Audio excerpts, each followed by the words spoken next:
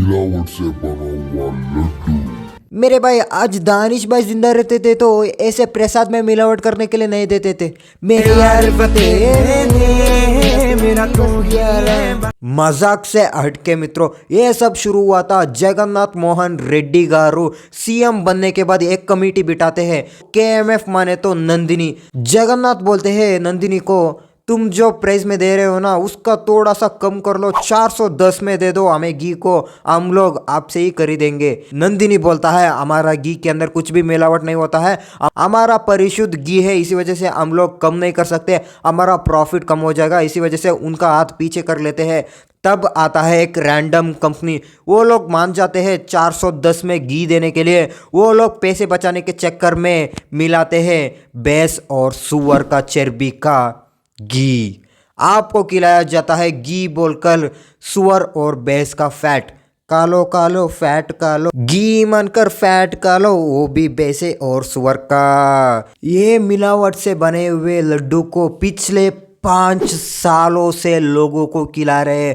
बेंचोदो पिछले 5 साल से खिला रहे, किसी भी बंदे को भनक तक नहीं लगा। चंद्रबाबू नायडू सीएम बनने के बाद तुरंत कमेटी बिठाते हैं, इस लड्डू को एक बार चेक करो, उसके बाद इसके नतीजे को हमें बताओ। उसके बाद चंद्रबाबू नायडू को पता चल जाता है इस लड्डू के अंदर कुछ ना कुछ गड़बड़ है दया, इस लड्डू के अंदर कुछ ना कुछ गड़बड़ है।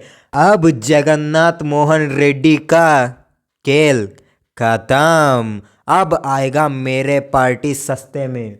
चंद्रबाबू नायडू को ये खबर मिलते ही वो जाते हैं सीधा कोर्ट के अंदर, जाकर बोल देते हैं लड्डू का पूरा सच्चाई। तब सरकार एक्शन लेता है, टीटीडी टेस्ट करता है। वो लोग घी का टेस्ट नहीं करते हैं, सिर्फ और सिर्फ लड्डू का टेस्ट करते हैं। उस टेस्ट का रिजल्ट आने के बाद तहलका मच जाता है। इधर चंद्रबाबू नायडू बोल रहे थे ना वो बिल्कुल सच निकला, इधर मोहन रेड्डी का सच्चाई बाहर आ चुका है। उसके बाद मोहन रेड्डी बोलता है ये रिपोर्ट को मैं नहीं मानता, ये रिपोर्ट नकली है, ये बिल्कुल झूठ है। चल झूठा, ये बंदा क्रिश्चियनिटी को प्रमोट कर रहा था मंदिर के अंदर, ये भी सुनने के लिए मिलता है। वहाँ पर काम करते हैं ना उन बंदों को, वहाँ पर काम करते हैं ना हिंदू लोगों को निकालकर क्रिश्चियन लोगों को काम दे रहा था, ये भी खबर आ रहा था, हमें पता नहीं चल रहा था क्योंकि लैंग्वेज बैरियर मित्रों। नॉर्थ इंडियन लोगों को इतना खबर नहीं था साउथ इंडियन के बारे में, वहाँ पर बात किया जाता है तेलुगु तमिल को, इसी वजह से हमें पता नहीं चला। वहाँ पर ये सब मुद्दा उठा था, वो मुद्दा दब गया था।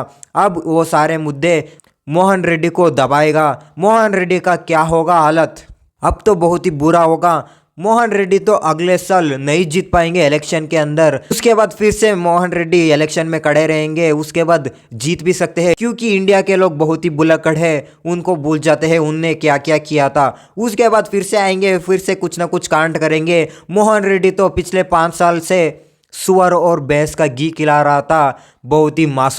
वहाँ पर आते हैं ना भक्त लोगों के लिए पिछले 5 सालों से धोखा कर रहा था।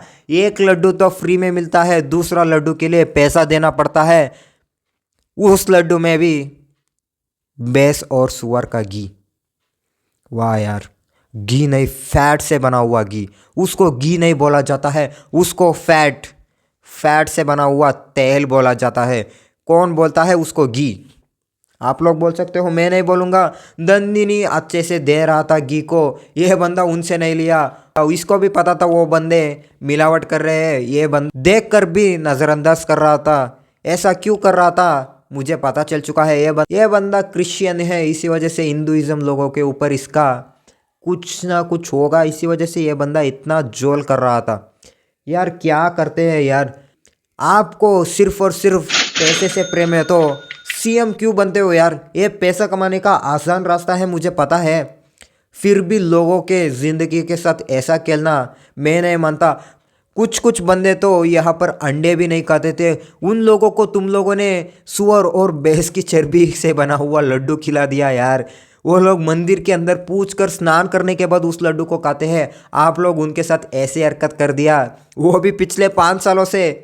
दत्त यार, तुम लोगों को देखकर मुझे हंसी आ रहा है, मेरे स्थिति को देखकर मुझे हंसी आ रहा है क्योंकि ये लोग ये सारे कांड को आने वाले 5 साल के अंदर भूल जाएंगे। उसके बाद ये बंदा फिर से इलेक्शन में खड़ा होगा, फिर से जीत जाएगा क्योंकि इंडिया के लोग बहुत ही जल्दी से भूल जाते हैं वो बंदा पिछली बार क्या कांड किया था, उसको बुला दिया जाता है पैसे के बलबूते में।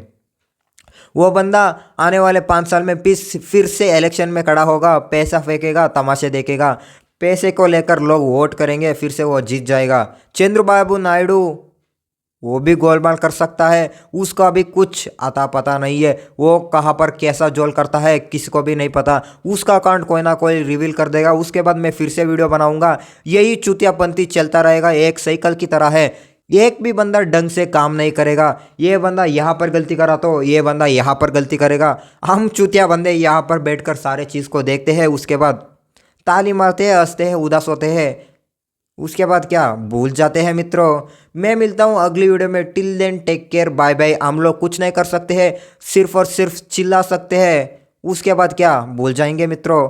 चले जाने दो। आपको एंटरटेनमेंट मिला हो तो लाइक शेयर सब्सक्राइब कर देना, नहीं मिला हो तो डिसलाइक कर देना, और क्या कर सकते हो उतना ही कर सकते हो। बेंचोद।